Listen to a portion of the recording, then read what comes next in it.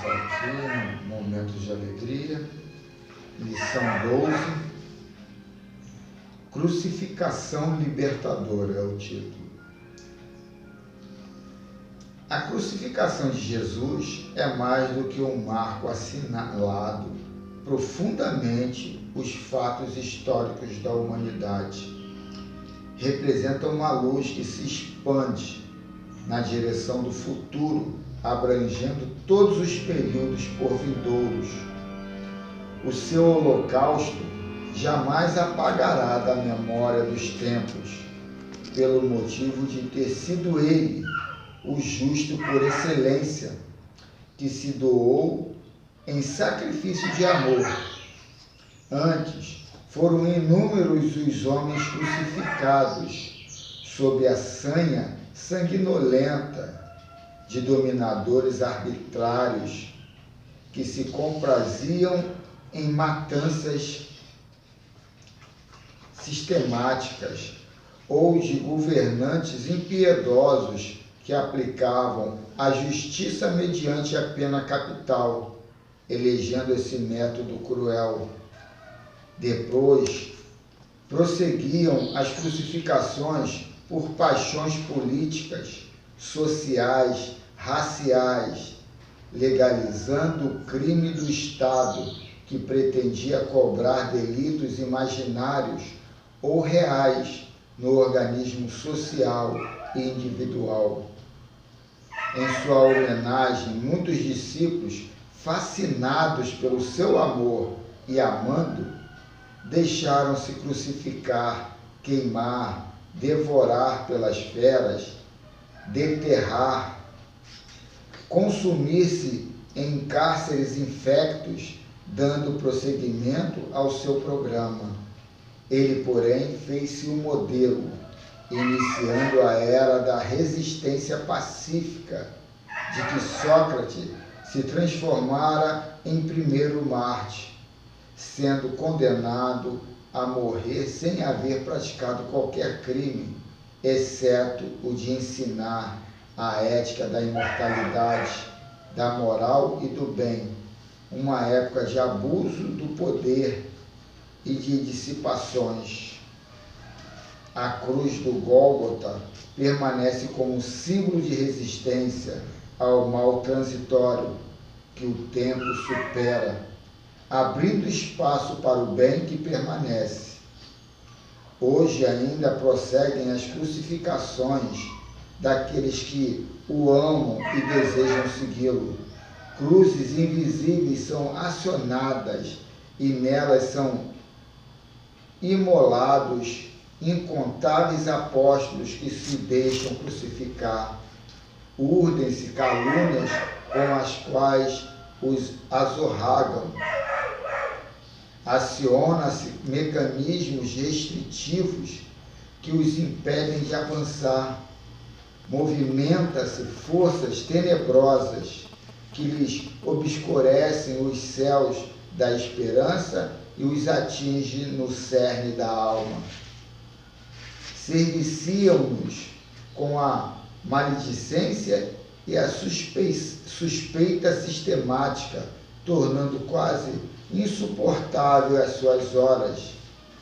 Dilapidam-lhe o caráter através de infâmias habilmente apresentadas. Os crucificadores também permanecem desafiando os tempos. Um dia, porém, não muito distante, arrependidos, se renovarão, iniciando as experiências redentoras do amor. Se pretendes identificar-te com Jesus, provarás a crucificação nas traves imateriais da renúncia, do silêncio e da abnegação. Quem o ame não transita no mundo inderne ao testemunho da fidelidade. Experimentarás solidão, e muitos dos teus anelos se desfarão como névoa ao sol, a fim de que nenhuma ilusão te perturbe a lucidez do amor por ele. Conhecerás de perto o apodo e a humilhação, e, confiando, não te rebelarás. Provarás o vinagre da ingratidão e o fel do abandono. Terás o coração em chaga moral a doer. Todavia, quando parecer que não mais suportarás as aflições da cruz, ele te aparecerá e suavemente te libertará, conduzindo-te ao seu reino de bênção para sempre. Que assim seja. Convidar a dona Gisela a fazer a prece inicial, tá, dona Gisela?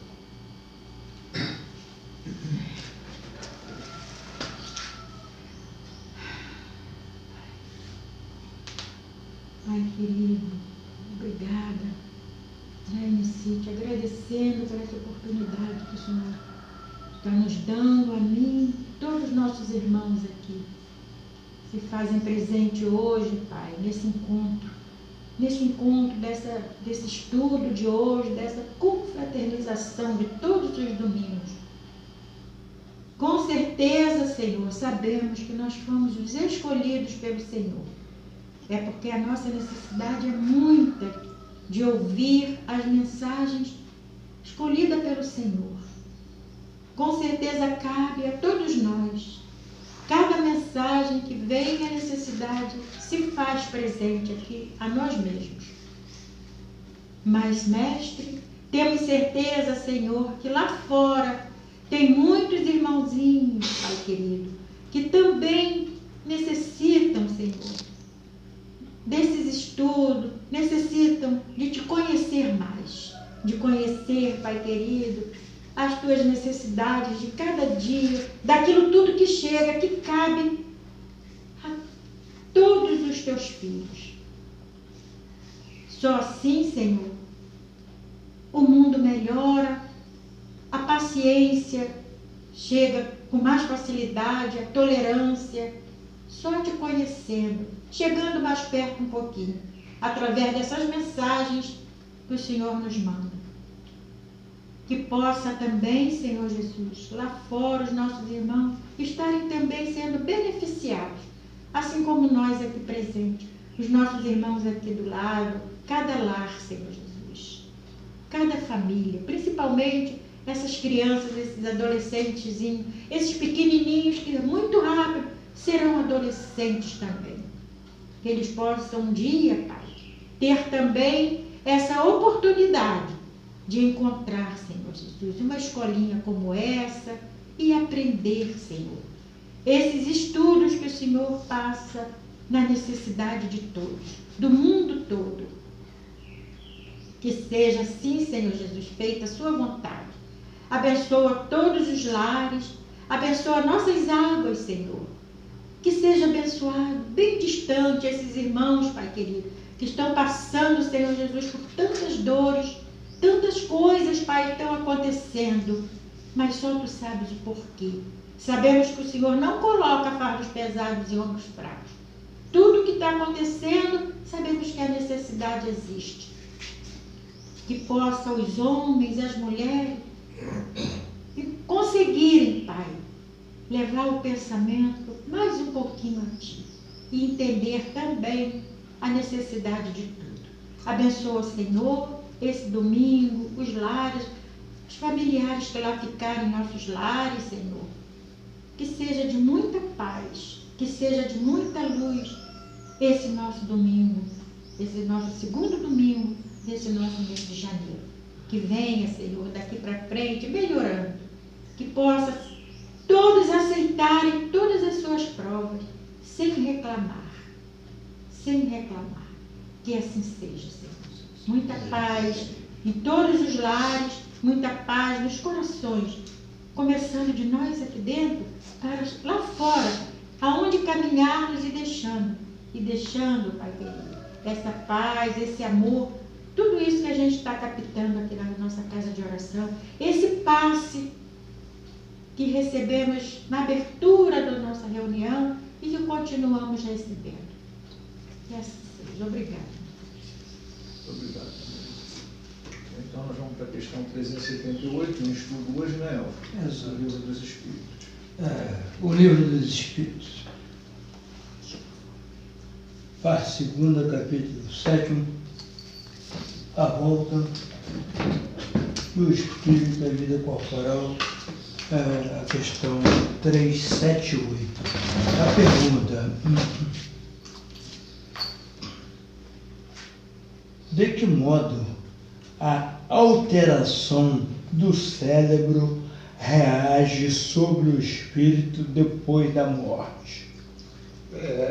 Deixa eu só... Alguém entendeu a pergunta?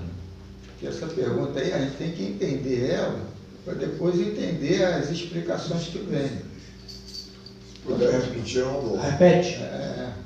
Repetindo, a questão 378. De que modo a alteração do cérebro reage sobre o espírito depois da morte? Deixa eu... Entendeu, Eli? De que modo... Ele quer dizer o seguinte, ele quer dizer, como é que pode uma coisa material, um órgão do nosso corpo, influenciar a uma pessoa já desencarnada, a uma pessoa que já saiu do corpo? Como é que aquilo que era matéria, depois que ele larga o corpo, continua a perturbar lá na pátria espiritual? O órgão já foi embora, o órgão já acabou. Como é que pode isso? Essa é a pergunta. Vamos à resposta. Como uma recordação, um peso oprime o espírito e, como ele não teve a compreensão de tudo o que se passou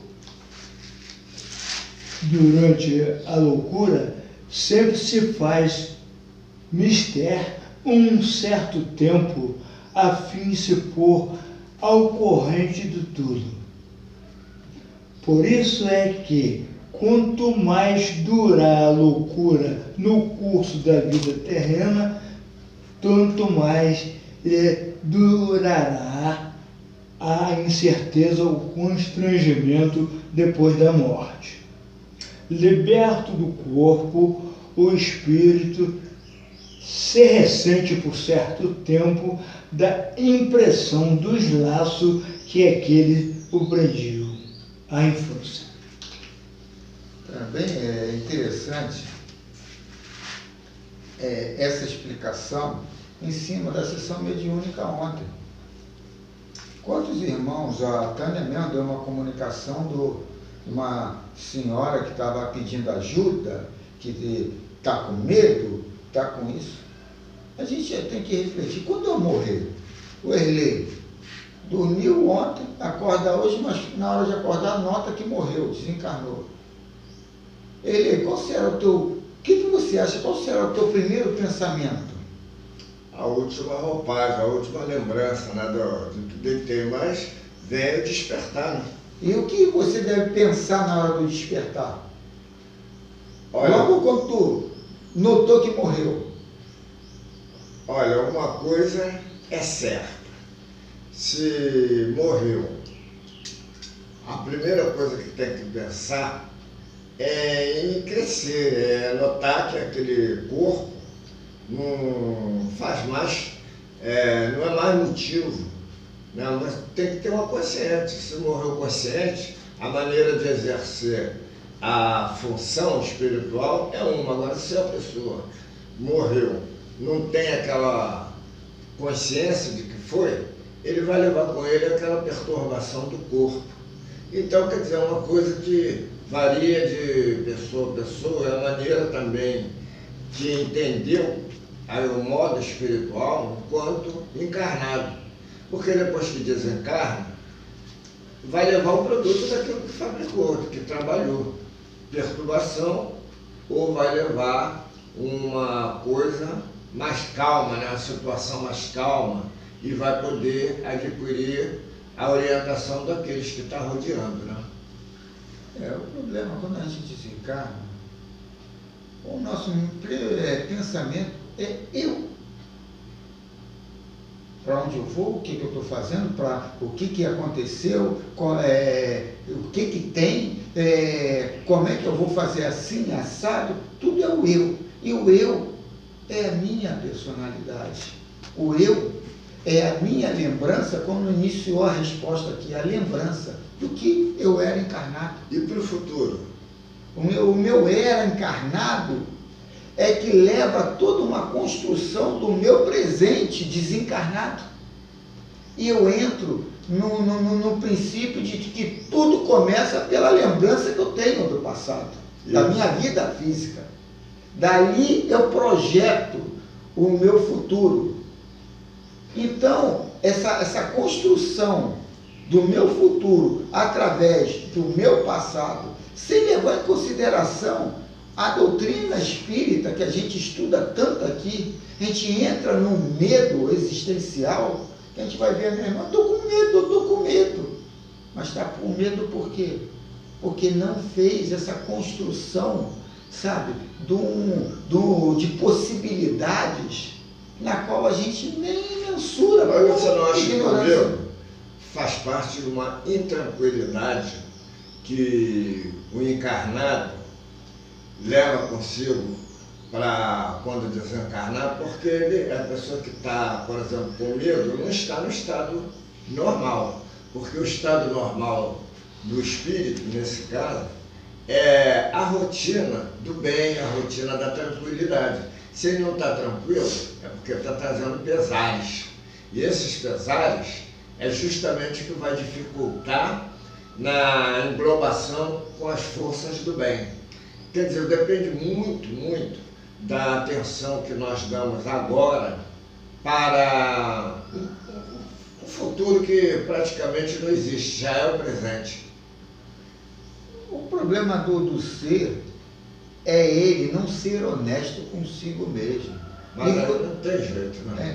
Em falar do medo é melhor falar da fé, que a gente constrói uma coisa muito mais concreta, muito mais inteligível.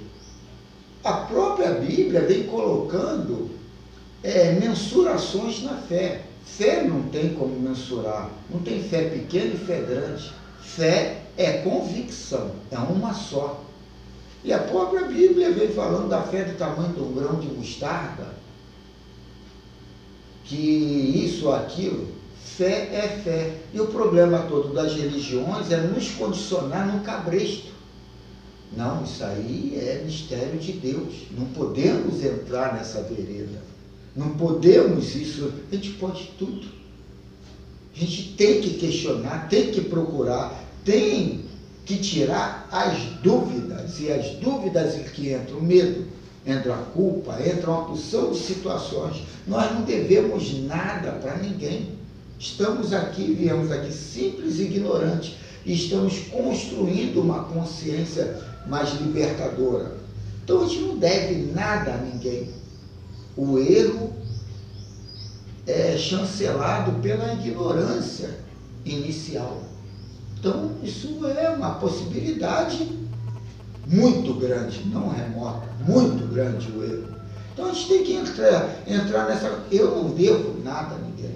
Eu tenho um jeito meio debochado de falar, a culpa é de Deus.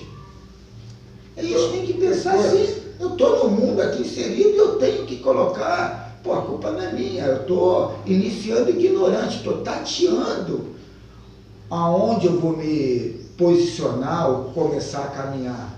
Então, quando chegar do lado de lá, sem uma fé nessa doutrina, a mensagem do Miramês ontem coloca bem claro, se a gente tem dúvida, vamos se agarrar ao Cristo. Mas estudando as mensagens do Cristo falar e vendo os comentários aqui para a gente consolidar uma certeza aonde, uma fé aonde não vai oscilar, uma fé que não está mensurada, é uma fé de convicção. Então, quando se chega do lado de lá e tem a dúvida, aí tu entra para o lado do medo, da culpa, de uma porção de situações. Quando você entende, não, eu vivi uma vida, errei a pampa, mas eu não devo nada. Eu procurei, na hora que a ignorância foi baixando, eu procurei fazer o de melhor. e pronto. E as pessoas entram na parte da culpa e do medo. Fala, Ele, tem alguma dúvida? Hein, Ele? Não interrompeu não, porque eu ia dizer o seguinte, muitos acontecem de estar nessa encarnação atual, seja lá do ano de 1050, de 30 antes de Cristo, etc., qualquer época, a pessoa trazer consigo problemas de outras encarnações e dali até, vamos dizer, mutilação, uma prisão do órgão, e estava ali em reparo dos erros cometidos na encarnação anterior. Como exemplo, chegou diante do Cristo um elemento numa cama. Naquele tempo a cama era uma maca, praticamente. E Cristo, quando curou, eu estou abreviando, tá? Quando curou esse indivíduo, disse o seguinte: teus erros te são perdoados, vai e não peques mais. Mas isso aí não é aquele do poço do Jericó, não. Jericó não, é uma outra função. Aí os judeus falaram assim, mas como tu podes falar isso com ele? Aí Jesus falou, qual é o mais fácil dizer? Pegue tua cama e caminha, ou teus pecados te são perdoados. Então o que eu quero levar não é esse tom, o que o Cristo diz, mas sim a dívida e a orientação que aquele indivíduo recebeu, que ele ainda estava com o problema da doença. Essa doença foi curada, essa enfermidade foi curada.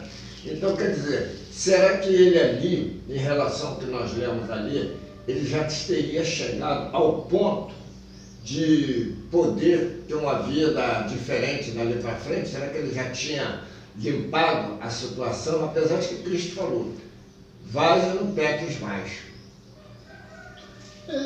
A questão toda é de autoafirmação.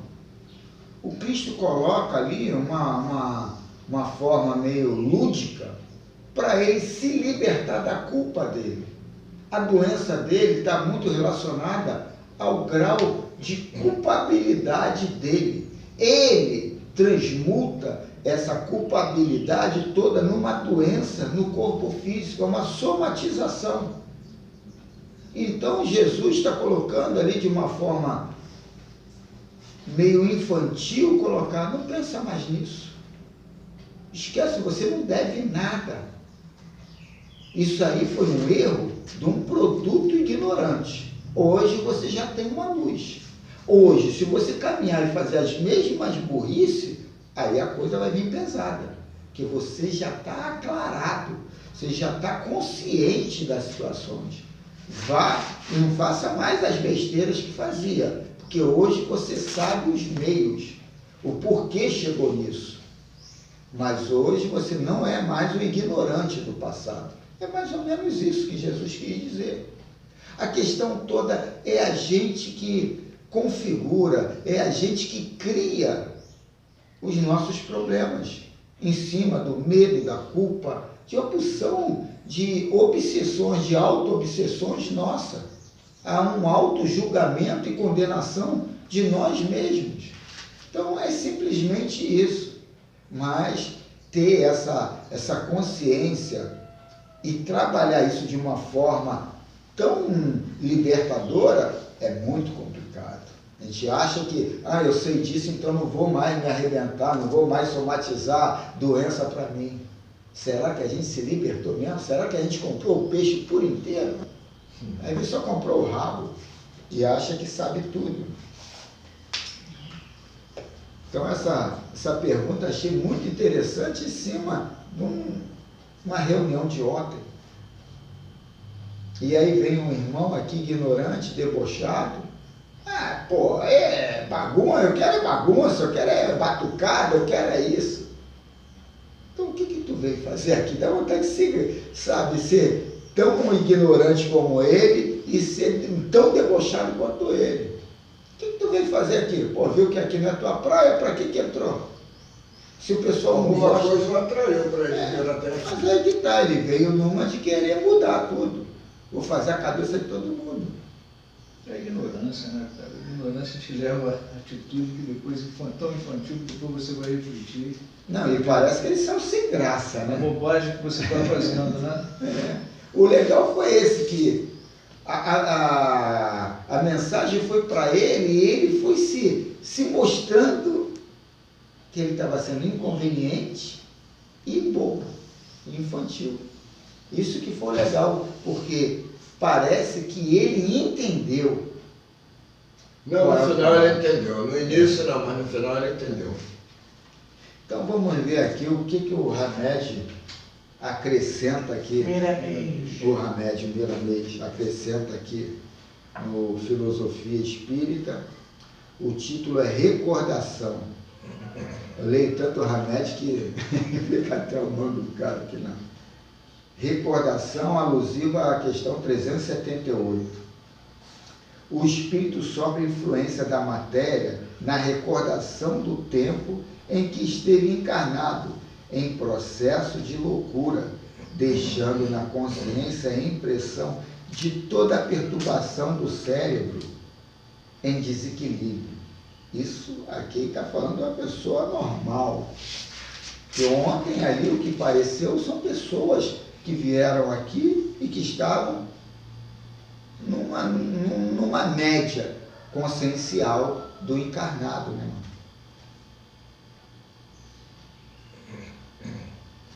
Na apertuidade, Perpetuidade.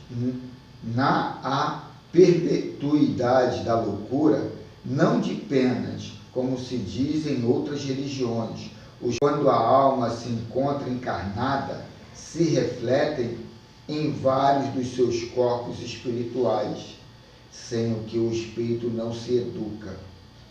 As lições recebidas do bem em forma aparente do mal se ambientam nos corpos sutis que usamos como objetivo, que muitas vezes escapa à nossa observação. Ele está sempre fazendo referência aos diversos corpos, né? A gente não é constituído só do físico e de um corpo espiritual, né? São várias camadas, né? E essa interferência chega até essas camadas, né? Exatamente. O Evangelho é mensagem de Deus às criaturas, de serenidade e de amor, capaz de limpar as vibrações pesadas que nós mesmos acumulamos na consciência, nas vidas sucessivas. Não há somente um esquema de despertamento espiritual para os espíritos. São inúmeros os processos de ascensão da alma. As provações enfrentadas na Terra nos deixam grande soma de condicionamentos, não somente as argamassa fisiológica da estrutura do cérebro. Então, quer dizer, ele quer resumir isso tudo, que há muitas facetas da gente questionar, de a gente pensar, de a gente projetar, de a gente visualizar, de a gente questionar o nosso proceder e o nosso porvir. Isso tudo cria certezas consolidadas em cima de suposições. A gente constrói os nossos demônios ou os nossos paraísos em cima de suposições, em cima de crenças limitantes. Como eu coloquei aqui uma mensagem que está na Bíblia, que os ocidentais aqui, a grande maioria, lê aquela cartilha e que te coloca numa coisa vulnerável, numa situação consciencial muito vulnerável, por adotar interpretações pequenas, que eram até legais quando foi dita, mas hoje está superado. Hoje tem mensagens que já explicam uma forma infantil da explicação há 2000 anos atrás, ou explicações de pessoas que interpretaram mal o que foi dito. Apropriada à época, né? O estágio evolutivo naquela época só permitiu o cara alcançar Até ali, né? até ali, né? E hoje a ciência já deu um salto enorme, né? A filosofia, poxa, quanta coisa foi acrescentada, né? E a psicologia. A psicologia que não... Que vem unir ali, ó, o teu dia a dia com o lado mais erudito, o pensamento mais erudito, colocado no dia a dia. Aquilo ali te leva a isso aqui. Ó. Eu estava falando ontem, pô, cara, você fica assim parado, sabe? Às vezes sem ter até o que falar. Porque problemas tão pequenos que a pessoa faz de um tamanho tão grande, que é um obstáculo que leva o cara a cometer o suicídio. Eu lidei com 2 pessoas essa semana falando em suicídio. Eu vou me matar, não estou suportando. E uma coisa que você que está de fora, quando você ora, as pessoas até dizem assim, né? Ah, quem está de fora é mole de falar, quem está lá dentro... Mas são coisas que as pessoas não se permitem conhecer um pouquinho mais, entendeu? Para buscar uma solução que eu acho que não é tão complicado assim, entendeu? Então, mas não quer se dar o trabalho de estar aqui hoje. Mas a mensagem do suicídio nada mais é do que a mensagem de vaidade.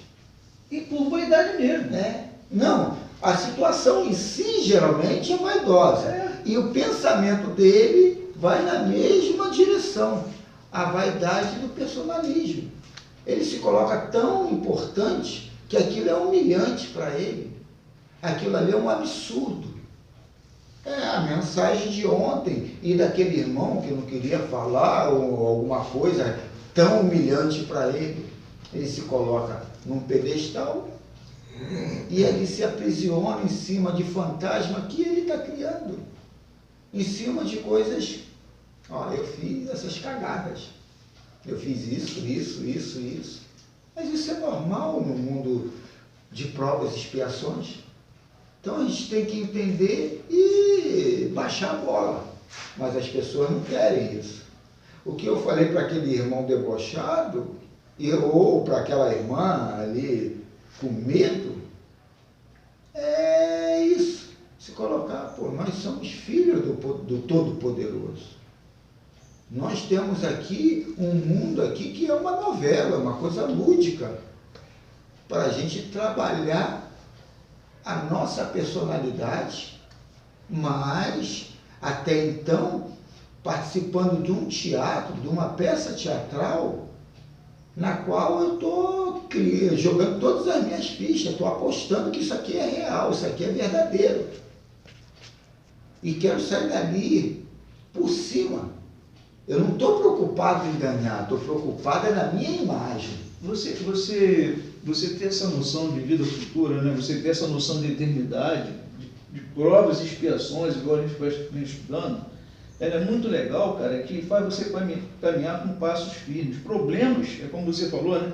Problemas nada. Isso aí é consequências que eu tenho que vencer e ultrapassar. Você imagina uma pessoa com 22, 23 anos, 24, pô, uma formação de nível superior, numa área que, pô, serviço tem à vontade, com um carro, entendeu? Dado pelos pais, com uma casa própria, quer dizer, com uma vida estabelecida aos 22, 23 anos.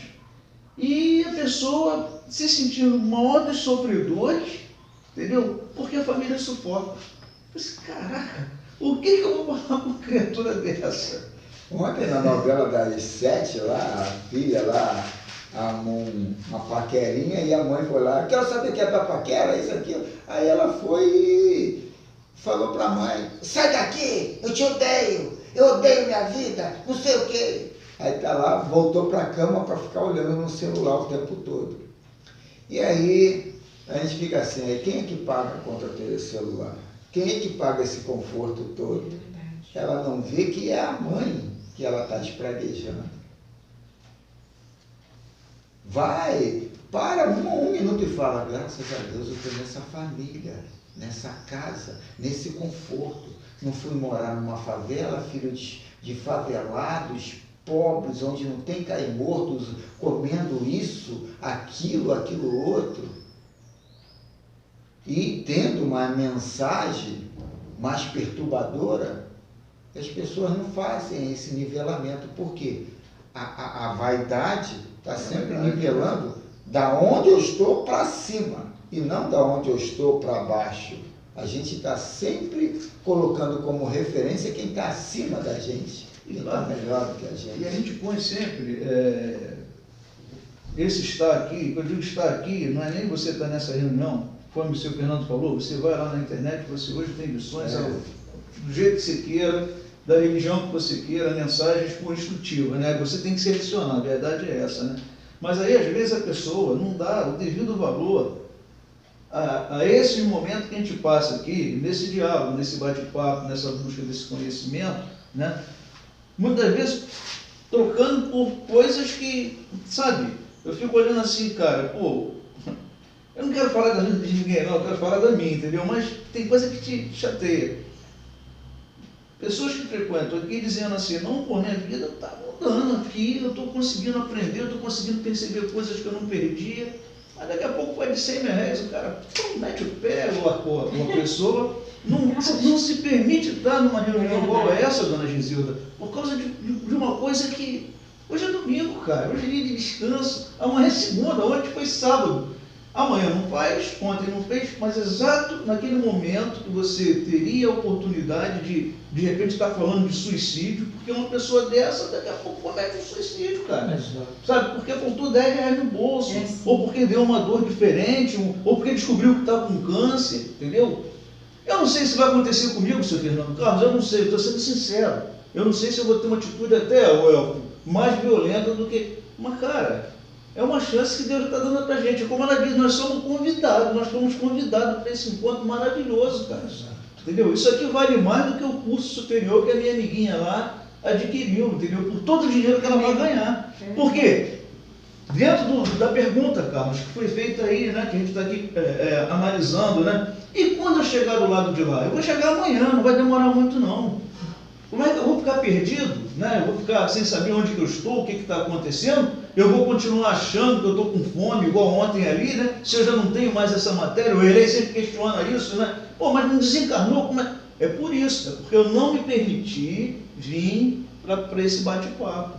Que para muitos, né, um bando de maluco, um bando de doido. Nós é que sabemos o valor disso aqui.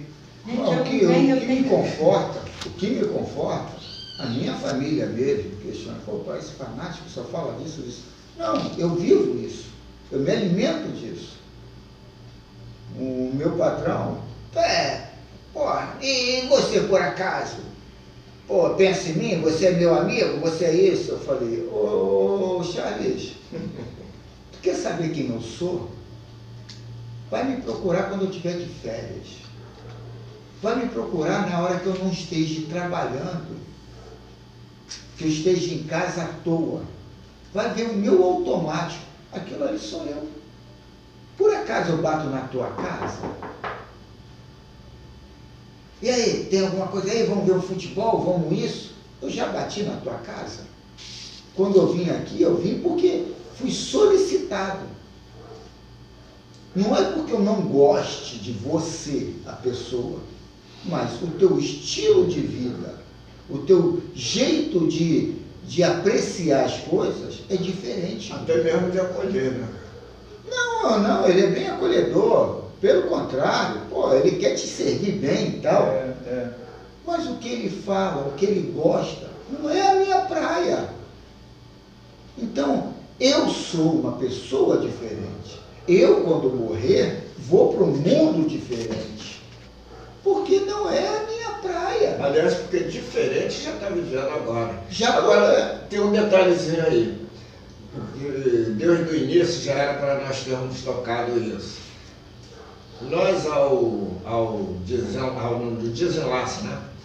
Nós temos um período de recuperação, de perturbação, mas não é aquela perturbação que os espíritos inferiores estão nos atraindo, não. É de pensamento, de perceber que nós não pertencemos mais ao mundo dos encarnados, e sim do desencarnado. E naquilo ali vem a recuperação, vamos dizer, de uma mente superior. Eu digo superior nossa mesmo, coisas que nós plantamos, nós procuramos para atingir. Então aquele período faz com que as pessoas, o espírito, melhor dizendo, ele não entre naquela estrada em que vai ser, vamos dizer assim, despojado por espíritos inferiores e praticar a mesma coisa. Então esse período é muito importante, é um período de recuperação, que se fala muito aí, que é período de perturbação, mas eu acho mais período de recuperação. Aí sim vai seguir a vida espiritual. Ô Eli, esse lado meio alucinatório, perturbador, ou até de ignorância, de se situar, isso aí nada mais é do que um fruto da ignorância do autoconhecimento. Esse momento de se adequar, de se achar, é falta de trabalhar isso. Não quando eu morrer, trabalhar isso agora. Trabalhar isso agora. Quem sou eu? Eu sou o que debocho? Eu sou o que ironizo? Eu sou o que falo mal? Eu sou o que mato? Porque a situação não faz o ladrão. O ladrão já está dentro de mim. Eu é que não sei. Eu acho assim, seremos do lado de lá, já foi até dito aí na mesa de comunicação, porque somos do lado daqui, com uma diferença, com uma consciência muito mais ampla. Expandida, né? Isso. A dona Mercedes, com tanta feliz, estudava muito, né? Lembra, Valdomir, quando ela falava que ela queria o endereço dela? Tinha uma preocupação. Ela tinha uma preocupação, Carlos. Que ela tem. E olha que ela era, assim, fundadora lá do centro, lá em Sepetiba, do Facundo de Varela. Mas ela sempre falava, de vez em quando, sempre ela falava, quando tinha oportunidade, que tínhamos assim um estudo, ela não deixava de falar isso, né, Valdomir? Que ela queria o endereço dela. E aí? É legal, alguns livros religiosos põem o comportamento de Jesus. Ainda mais alguns filmes mostram que você nota ali que o autor, o diretor, o escritor põe como se fosse um estranho chegando num planeta a dar uma aula, a dar um ensinamento, mas que ali não é o ambiente dele. Ele está sempre meditativo, está sempre isolado. E uma pessoa que quer saber o seu endereço é porque tem dúvida. É que não entendeu que o endereço dela está dentro dela. E a gente vai chegar ao ambiente que a gente quer.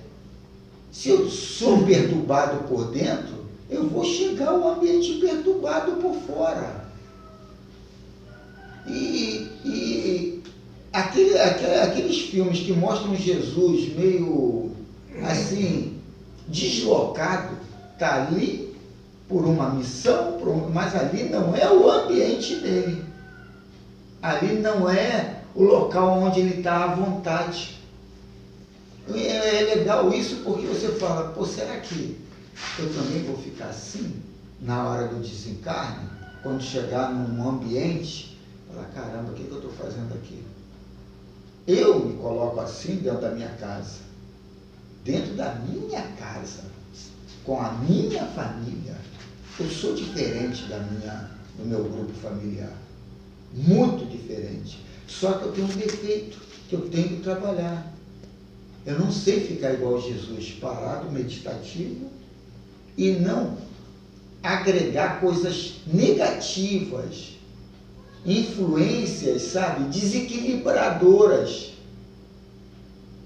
Eu não, eu já mexo no negativo, eu desequilibro. Eu tinha que aprender essa paz de ser mais meditativo, mais introspectivo e avaliar para mim e não para os outros, que se dane os outros, é para mim. Porque se eu não tenho uma tranquilidade dentro de mim, como é que eu vou ter? Vou querer no meu mundo externo tranquilidade. Então vamos continuar, senão termina o estudo.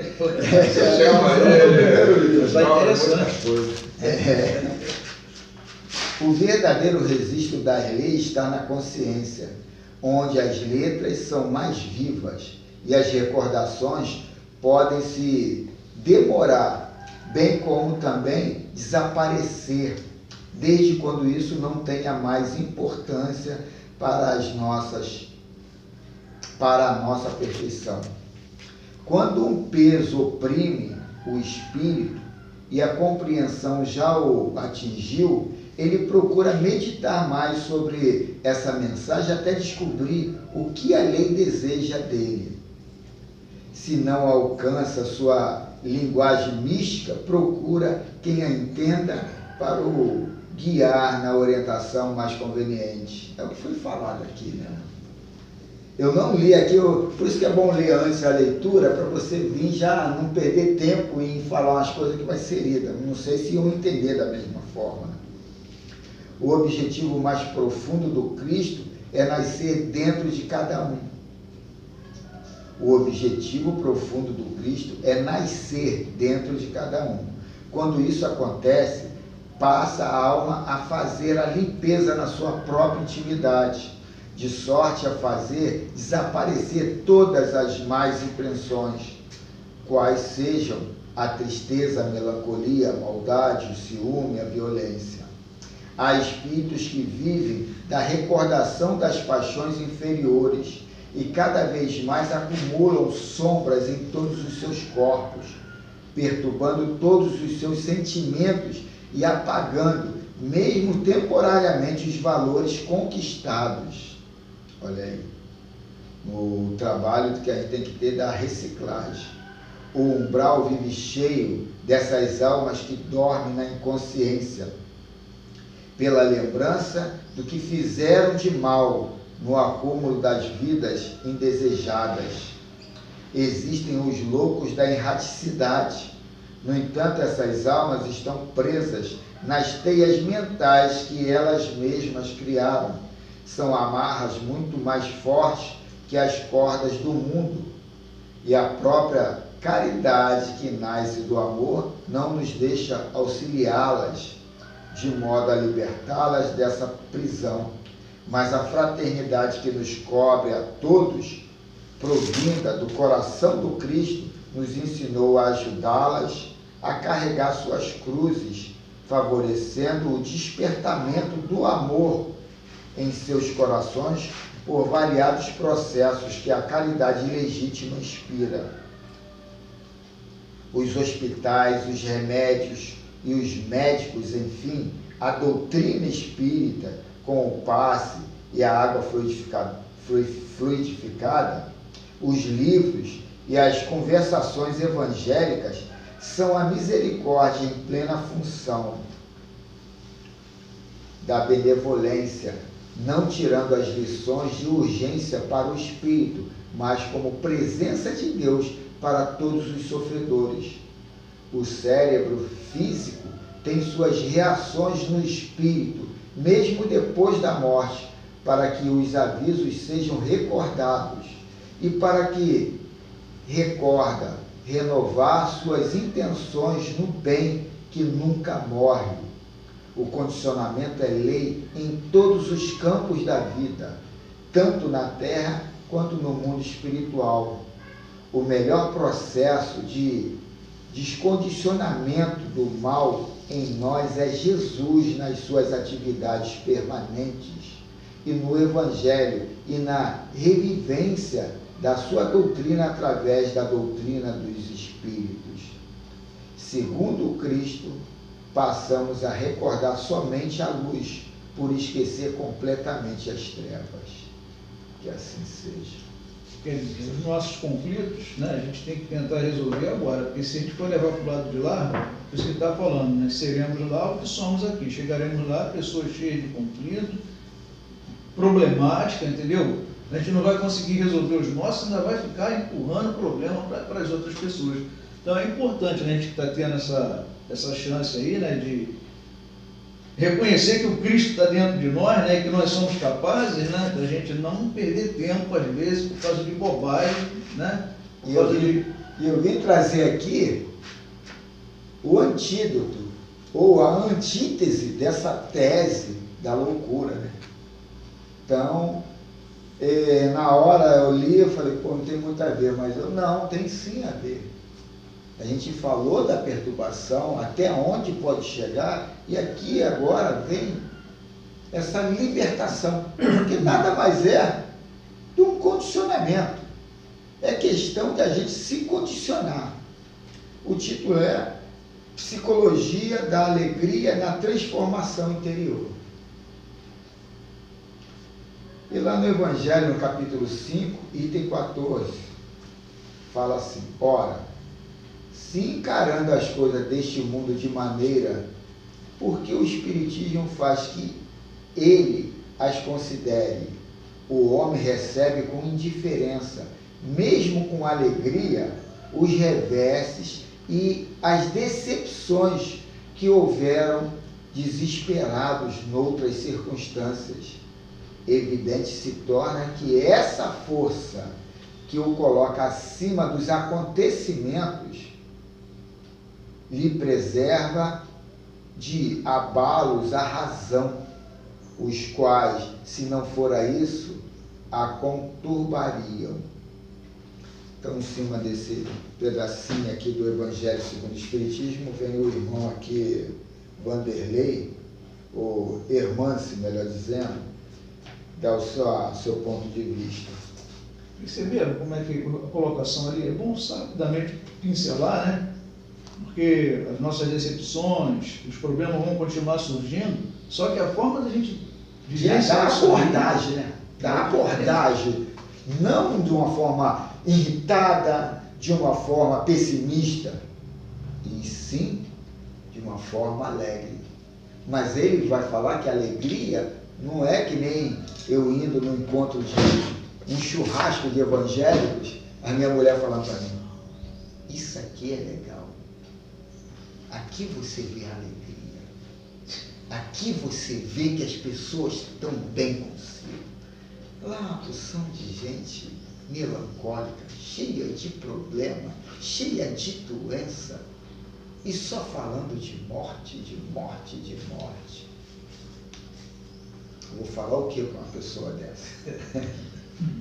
Mas vamos ver que alegria é essa. Alegria não é a ausência de problemas, ou a certeza de que todos os sonhos, ou a certeza de ter todos os sonhos realizados. Essas definições estão conectadas com uma visão materialista do mundo, que define o prazer e o bem-estar como satisfação plena de interesses pessoais. Isso é a nossa perturbação. Essa conduta é responsável pela cultura do menor esforço, cuja proposta central é a eliminação do sofrimento e das frustrações e das contrariedades de nossa vida, como se essa fosse a única condição à conquista da felicidade e da paz. Exatamente isso aqui que minha esposa viu no encontro evangélico. Uma visão materialista e simplista. Então é bom, eu vou para um baile funk e fico lá, saio de um, entro no outro, vou estar sempre feliz. Está sempre a brincadeira, a gritaria, eu estou sempre me posicionando numa vibração muito na crista da onda. Mas quando aquilo chegar ao meio, eu vou entrar em depressão. E quando chegar lá, mais embaixo, abaixo, suicídio. Porque você está se posicionando na crista da onda. Você não consegue se naturalizar no meio ou embaixo, só lá em cima. É o Cristo da prosperidade. Apesar que a prosperidade desse Cristo, que alguns colocam, é para ganhar like, ganhar dinheiro, ganhar muita coisa. Ele pega a malandragem da mensagem e coloca para aqueles que querem aquilo ali. Porque se tu falar sobre a prosperidade real, ninguém vai querer olhar, ninguém vai querer ver. Então as pessoas, tu tem que pegar aquilo ali e fazer aquilo ali como um doce gostoso. Uma coisa que a pessoa procura. A pessoa procura, a maioria procura dinheiro. procura felicidade. Os 6 números da Mega Sena. Ninguém quer trabalhar como servente. A prosperidade de curtir a vida, ela é muito legal, é válida, existe, a gente tem que aproveitar. Mas tem aquela prosperidade dos momentos de dificuldade, de você, né, também ser homem. Ele vai falar da Como diz a minha alegria. neta, tem que ser homem, rapaz. Ele vai falar dessa alegria. O que não se percebe nessa ação de evitar a dor e os dissabores é que a paixão por uma vida idealizada, sem tropeços ou desafios, aumenta ainda mais o sofrimento através do medo que incendeia a mente com acontecimentos infelizes e imaginários. Sem notar, a criatura se torna refém de condições elaboradas pela vida mental, a fim de permitir-se a alegria que depende das circunstâncias e expectativas a respeito das pessoas que ama ou da forma como os acontecimentos devem se desenrolar. Essas miragens exigem uma enorme quantidade de energia para serem controladas de acordo com os modelos de satisfação que foram idealizados. É interessante quando ele coloca que essas miragens consomem muita quantidade de energia. Que energia é essa? E que miragens são essas? Né? A miragem é a idealização do mundo perfeito para mim. Ilusório, né? Ilusório. Perfeito no menor esforço. Agora, que energia é essa? É a energia da minha vida. É a energia que me mantém num patamar, sabe, de alegria. Quando eu gasto essa energia, eu caio de posição vibracional. E aí entra o lado aí do desconforto, né? A gente só analisa a imunidade, vamos dizer assim, fisiológica, a gente esquece da imunidade emocional, né? Que é essa que cria tudo, né? Imaginar um modelo de felicidade para as pessoas que amamos e para o modo como a vida deve acontecer causa sofriguidão, causa impaciência e nos distancia da realidade. Projetar a vida futura dos meus filhos, da minha esposa, das pessoas, vai me criar uma ansiedade, vai me criar uma impaciência. Isso tudo é sofreguidão. Para que eu crio isso? Se vai se dar bem ou vai se dar mal, eu já tenho um jargão que me deixa muito à vontade. A culpa é de Deus. Eu não tenho que me meter na vida dos outros, por mais que eu ache que a vida dos outros depende da minha, e não depende. Eu não vim aqui para construir nem levar a cruz de ninguém. Eu vim aqui para levar a minha cruz. E o que é levar a minha cruz? Ter uma caminhada equilibrada, em cima dos meus preceitos, em cima da minha forma de pensar e avaliar as coisas. Então, quer dizer, essa ansiedade de viver a vida dos outros, ou de definir como é que vai se finalizar a vida dos outros, é criar perturbação, né? Aí eu fico assim, por que eu me meto tanto na vida da minha família? Por que essa sofreguidão me conforta? Eu gosto disso. Então a gente tem que saber trabalhar isso, esse desapego a essa coisa melancólica de uma personalidade que se ostenta em ser o Cristo de todo mundo. E eu não quero ser e não sou o Cristo de ninguém. Eu sou o meu Cristo. E cada um tem o seu Cristo dentro. E cada um com sua forma de descobrir o seu Cristo. e eu não tenho nada com a vida dos outros. E nesse esforço sobre-humano para alcançar os modelos de felicidade, a criatura se abandona para atender exigências ou acredita serem necessárias para merecer algo melhor, gerando frequentemente as mais amargas experiências de desamor, como a depressão, a solidão, a mágoa, a inveja tóxica, o derrotismo e a revolta. Putz, e não tem nada a ver com estudo, mano. Alegria não é a ausência de frustração. Então, que a gente ponha isso na cabeça. Alegria não é a ausência de frustração. A alegria legítima também pode florir no campo das frustrações e decepções da vida, sendo o lírio que surge no pântano, exuberante, enriquecendo a paisagem de beleza e fulgor, de beleza e de brilho. A alegria é aquela certeza interior que a criatura conquista depois de desenvolver algumas habilidades afetivas na escola das provas diárias, esculpindo uma reação consciente e lúcida diante das dores e desafios. Ter esse posicionamento é um processo de uma lapidação muito profunda, né? E muito consciente de cada detalhe do teu atuar, do teu jogar e receber. Então, quer dizer, a gente tem que saber a ação e a reação de cada atitude que a gente tem, de cada pensamento que a gente cria, para a gente saber identificar isso tudo e se comportar de uma forma equilibrada. Isso aí é ser o Cristo.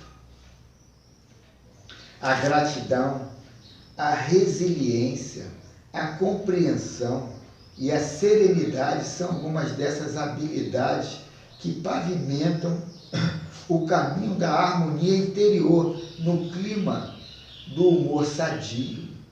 Pô, isso aqui é muito legal, que a gratidão associada com a resiliência, a superação, a compreensão, a serenidade, são algumas dessas habilidades que pavimentam o caminho de harmonia interior no clima do humor sadio.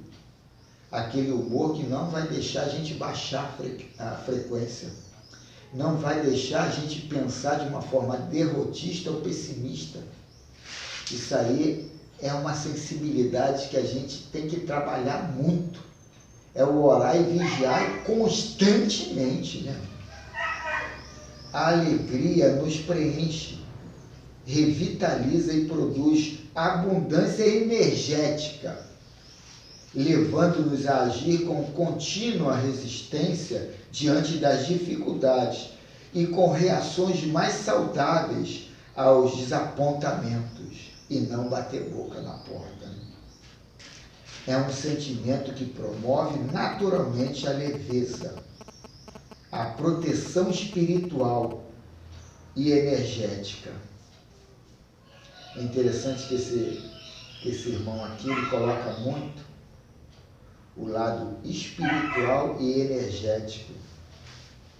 É legal, eu estou lendo muito livros de mestres ascensionados, que eu noto que pelo tipo de conversa, ele está numa situação diferente dos habitantes do livro, dos habitantes da doutrina dos espíritos. Que a doutrina dos espíritos está no mundo espiritual e os ascensionados estão no mundo mental ou num acima, que é o mundo mais endeusado, mais consciencial, purificado. Eles usam muito o balizador como frequências, como energias, e não como relacionamento. E interessante que ele usa muito isso, as duas mensagens juntas, o espiritual e o mental. O mental já está mais em frequência, em energia, e não em relacionamento. Porque a minha atitude não vai ser, não deveria ser, em cima da potencialidade da mensagem que vem dele, e sim do que está dentro de mim. Então, o que está dentro de mim é muito mais importante do que o que ele está mandando para mim. Só que muitas das vezes eu não sei ou não dou muita atenção no que está em mim e me apego muito no que ele está me passando. E ali eu já não sou mais eu sou um pouco ou muito do que ele está me passando. Essa é a diferença que eu vejo de uma forma bem imediata da mensagem espírita e a mensagem dos ascensionados. Eles mostram, sabe, de uma forma mais, sei lá, eu acho para mim, mais idealizada, mais funcional. Então, uma proteção espiritual e energética. Pessoas alegres se imunizam das ondas vibratórias do pessimismo e da maldade. O clima emocional dos que buscam o hábito de ser alegre forma uma couraça de energias imunizadoras de alto amor, o que o Miramês falou aqui. Essa é também a emoção de quem tem conseguido um melhor nível de aceitação da realidade. Aceitar é uma forma terapêutica de viver, porque quem aceita vive com mais otimismo diante dos acontecimentos da vida. Esse clima interior de acontecimento é realidade. Esse clima interior de acolhimento à realidade produz a resignação e evita fixação nos aspectos sombrios da vida mental. É o que eu quis colocar aqui da mensagem vinda dali, sem eu estar preparado pelo que eu tenho dentro de mim. Diante dessas reflexões sobre a alegria, observamos a relação deste tema com a reforma íntima. Nosso lado sombrio não existe para ser eliminado, e sim para ser transformado. A primeira condição, o de eliminar, para essa transformação é a construção de uma convivência pacífica com nós mesmos e da expressão do acolhimento amoroso a nós mesmos. Então, o que é dele, eu tenho que me importar o que é meu e trabalhar do que é meu. É o que ele coloca, as duas formas de interpretação, não do que vem de lá, e sim o que está em mim. Pessoas que se amam e que amam a vida sentem-se preenchidas. E quem se preenche de amor só tem razão para se expressar em júbilo e prazer.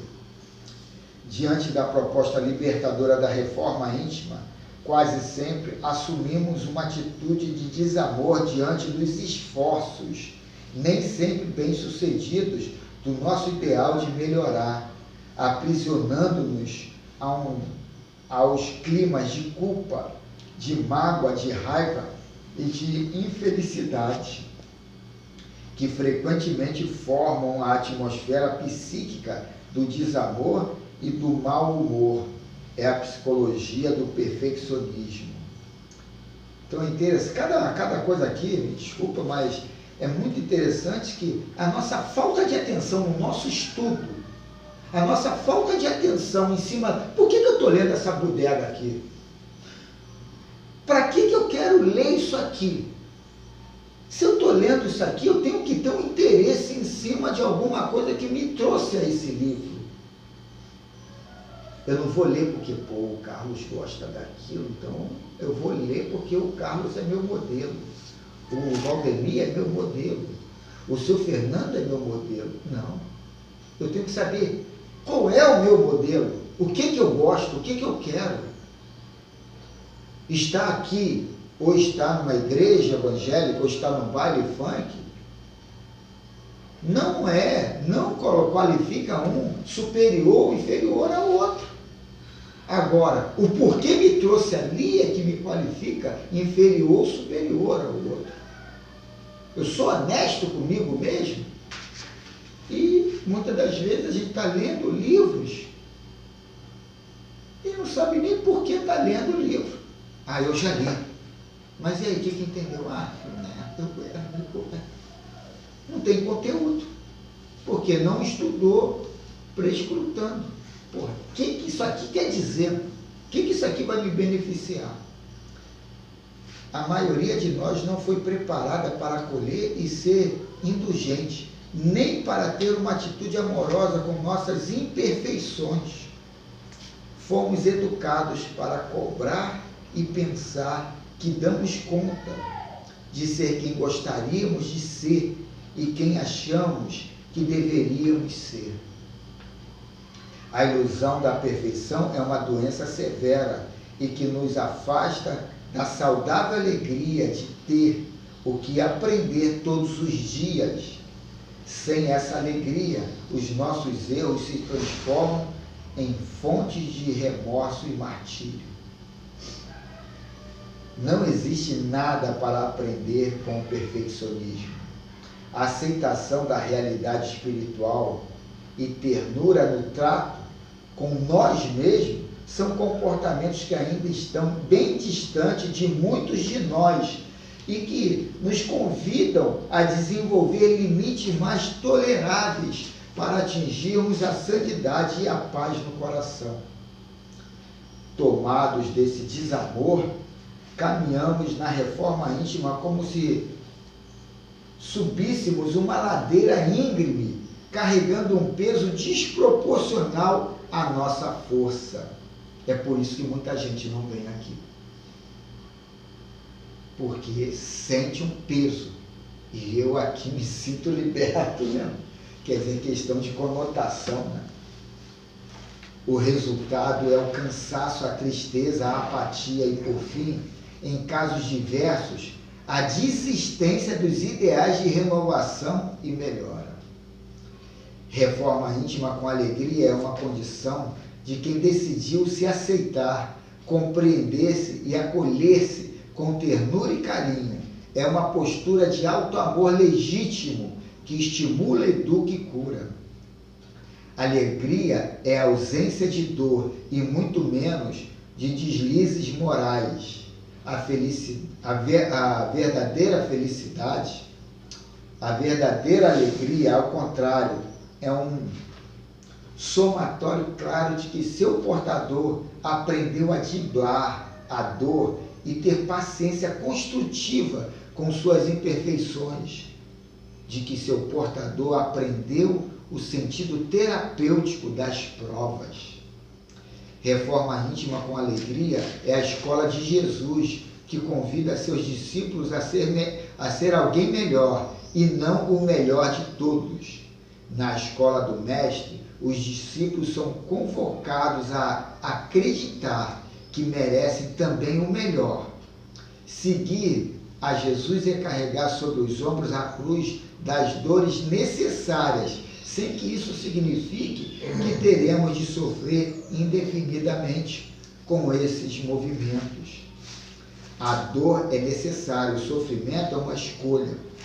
Jesus espera uma atitude corajosa de seus aprendizes diante das dores. A alegria pode ser uma delas. Aliás, o Evangelho do Cristo é uma mensagem de alegria, já disse o Miramês ali, né?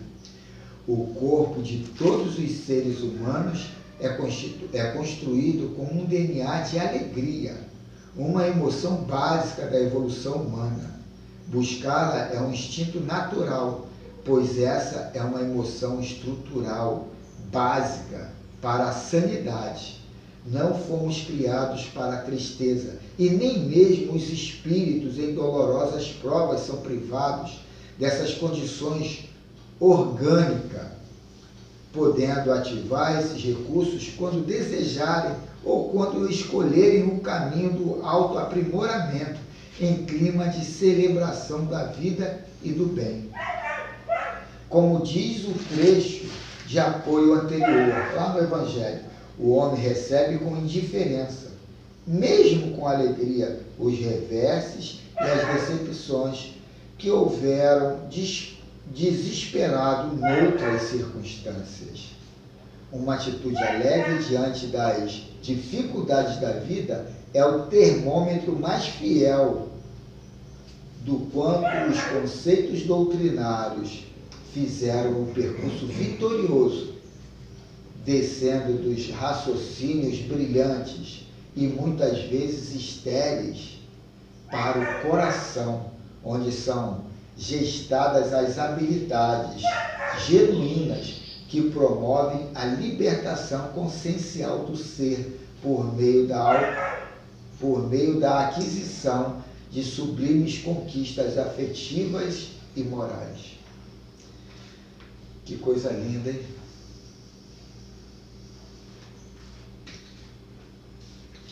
É fora de série.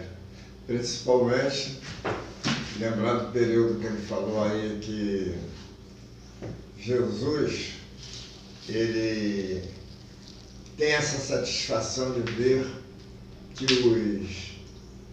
aqueles que carregam a sua cruz, está carregando aquela cruz com uma certa honradez, não com a alegria de carregar a cruz, que sofrimento não é para ninguém, mas que sabe passar por ela com resignação.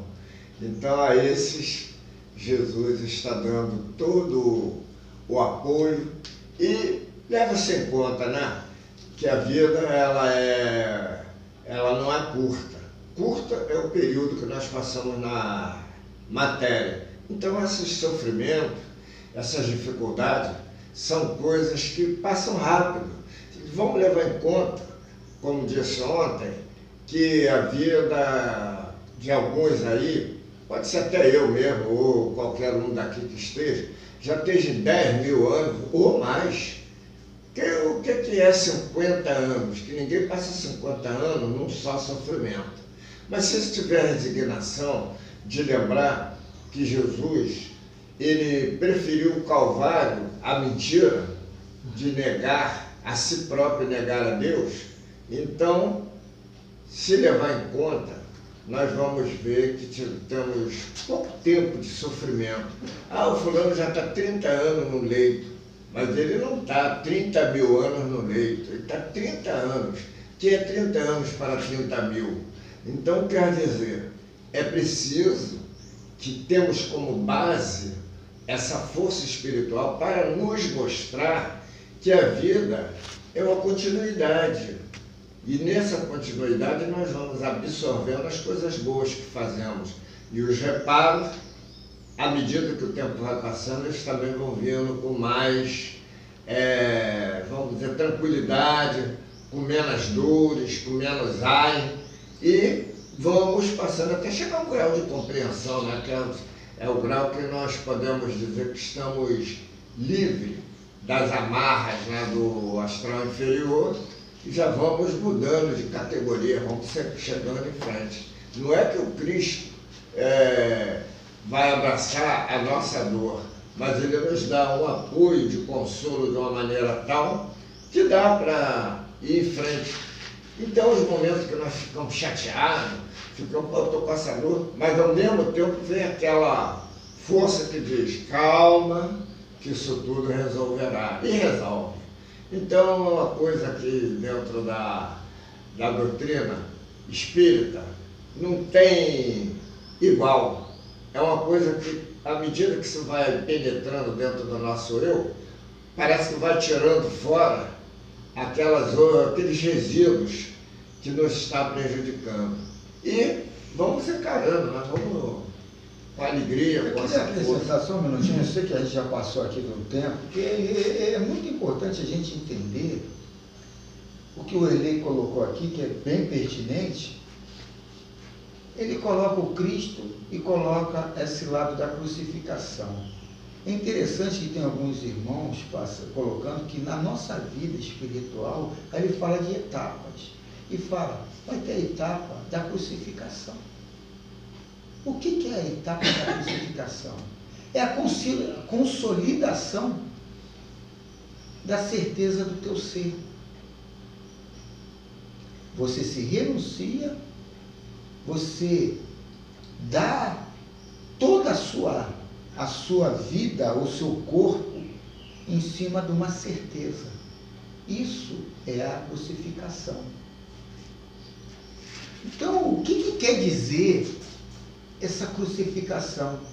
É a gente entender o que o Erlê acabou de dizer aqui sobre a doença, sobre as situações desconfortáveis que a gente passa. Estou com dor aqui, vou tomar um remédio? Vou tomar um remédio, sim. Mas por que não agradecer a Deus por aquele ensinamento em cima no momento de tomar o remédio? Porque você está colocando ali 2 remédios. O remédio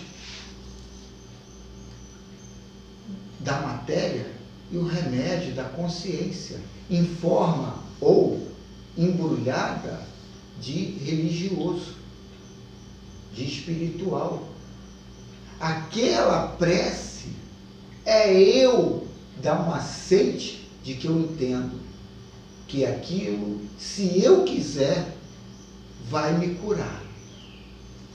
Vai me curar. Então, a prece associada com um remédio vai ter um ganho muito maior do que só tomar o remédio. É trabalhar o normal no dia a dia. Por que só tomar um remédio se você pode tomar os 2? É só isso aqui. Então, está chegando ao encerramento da nossa reunião na manhã de hoje. E a gente vai agradecer a Deus, né, por essa oportunidade do estudo. Encerrando a primeira parte, né, que nós temos o nosso café, né, precisamos alimentar também o físico, né, é necessário. E o que aprendemos a gente consiga, a gente tenha coragem, né, de colocar em prática, né, porque não basta só esse estudo aqui, esse diálogo. A vivência é lá fora, né, e que sejam alcançados, já foi pedido na prece de início, os nossos irmãos em sofrimento maior, e a gente tem certeza que pelas nossas vibrações, a espiritualidade vai saber tirar de cada um de nós aqui esse desejo de bem-estar, né, e levar até os nossos irmãos. Assim encerramos a primeira parte. E vamos lá para o nosso café da manhã.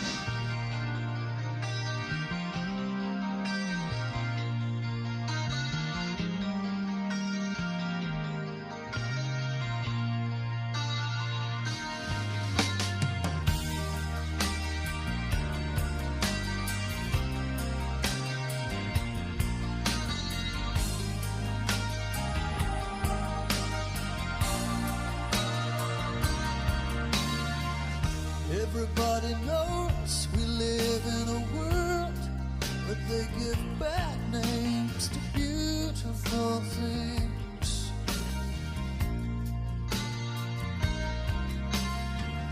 Everybody knows we live in a world where we don't give beautiful things a second glance.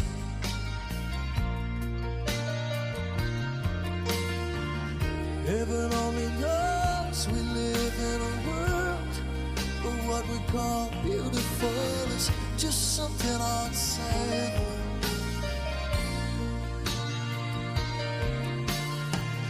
People laughing behind their hands while the fragile and the sensitive are given no chance. But leaves turn from red to brown, to be trodden down, to be trodden down. But the leaves turn from red to brown, fall to the ground, fall to the ground. We don't have to live in a world where we give bad names to beautiful things.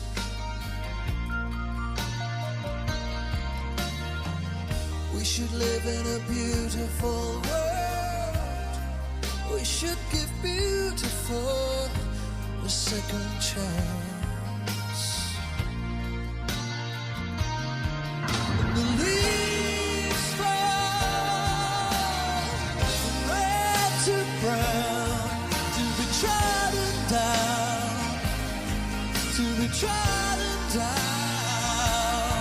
And the leaves turn green to red to brown, fall to the ground and get kicked around.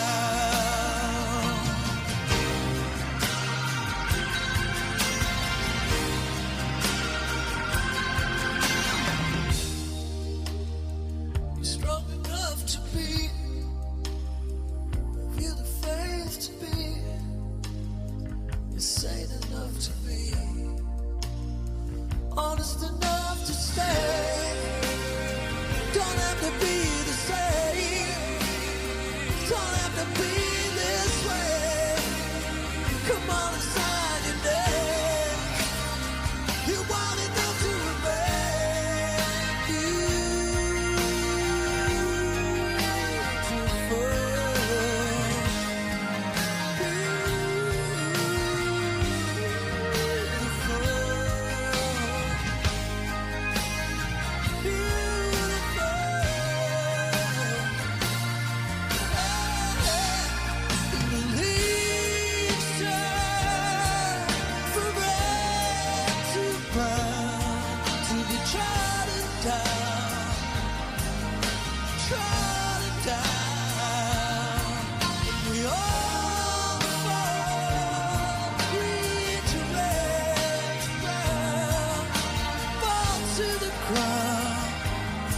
we can turn it around.